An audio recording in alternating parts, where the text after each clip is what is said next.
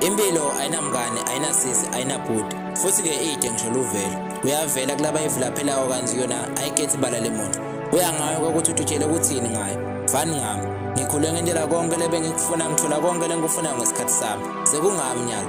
Ungaphika ukuthi ngike ngaba nelutho kepha namhla akunalutho. Ngakhohlwa ukuthi awujake umdzaka litulo lingakani. Ngabe angikho lapha ngikhona khona kube ngathatha sinkole benginika sona ngilabadzala. Sengimdzala phela nyalo. Kufanele ngabe senginawo ngisho umndeni. Kepha-ke ngenxa yempilo ngisusa etulo yangibeka phasi. Ngisho ukuthi-ke ungavumeli kuye ngabangani bakutshela ukuthi kungcono ukuphila ngaphandle komthetho wasekhaya. Vele kumnanzi ngoba wena konke lokufunayo ngesikhathi losifunako. Kepha ekugcineni bese kuphetha ngomvuzo lomubi.